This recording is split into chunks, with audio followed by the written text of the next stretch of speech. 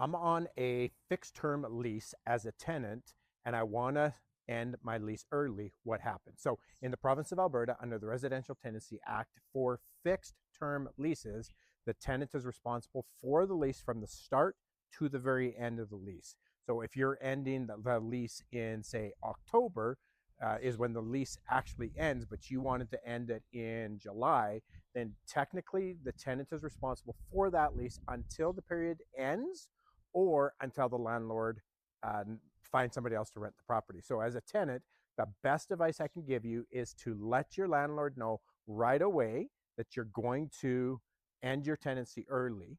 Then give that landlord ample time to try to find somebody else to take over your lease. The landlord must actively engage in trying to re-rent the property to a new person. They can't just stand back and say, okay, yeah, well, you have a lease, so I'm going to just wait you out. They cannot do that.